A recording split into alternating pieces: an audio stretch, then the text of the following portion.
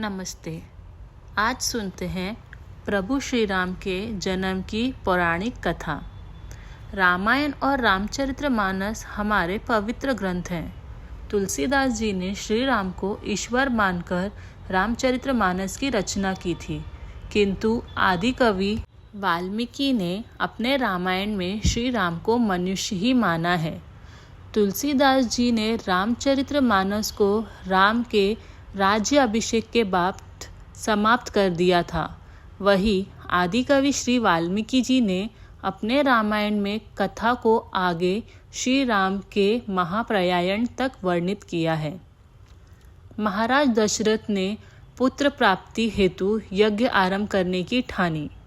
महाराज की आज्ञा अनुसार श्याम कर्ण घोड़ा चतुरंगिनी सेना के साथ छुड़वा दिया गया। महाराज दशरथ ने समस्त मनस्वी, तपस्वी, विद्वान ऋषि मुनियों तथा पंडितों को यज्ञ संपन्न करने के लिए बुलावा भेज दिया।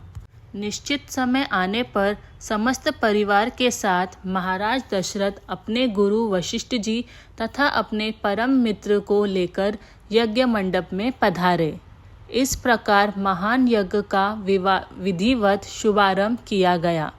संपूर्ण वातावरण वेदों की रचनाओं के उच्च स्वर में पाठ से गूंजने तथा समिधा की सुगंध से महकने लगा।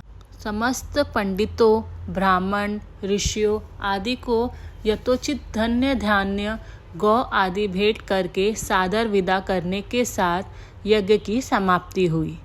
राजा दशरथ ने यज्ञ के प्रसाद, चारा, खीर को अपने महल में ले जाकर अपनी तीनों रानियों में वितरित कर दिया।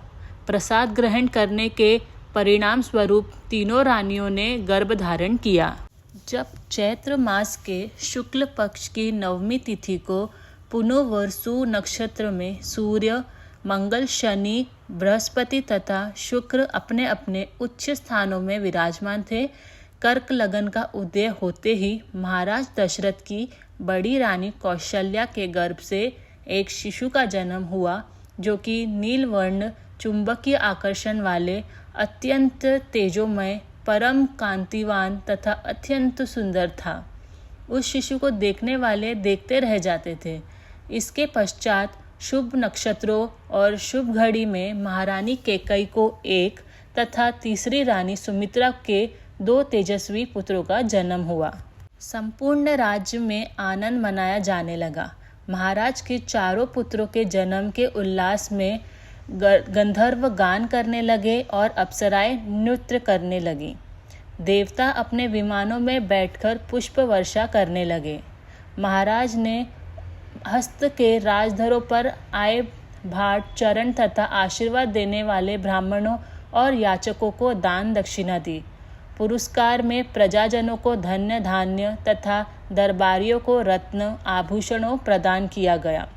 चारों पुत्रों का नामकरण संस्कार महर्षि वशिष्ठ के द्वारा किया गया तथा उनके नाम रामचंद्र, भरत, लक्ष्मण और शत्रुघ्न रखे गए।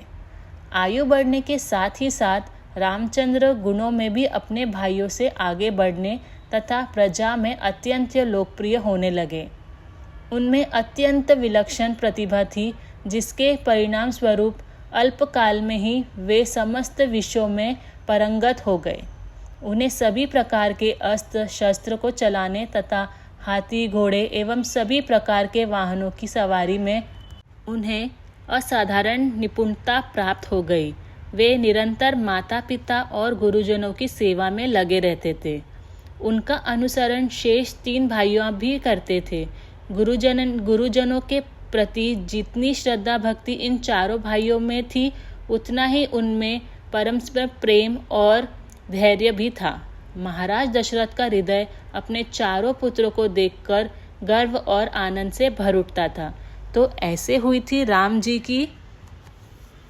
का जन्म। अगर आपको मेरा यह कथा अच्छी लगी हो तो प्लीज़ मेरे चैनल को सब्सक्राइब करें, शेयर करें, लाइक करें और कमेंट करें। Thank you. राधे राधे।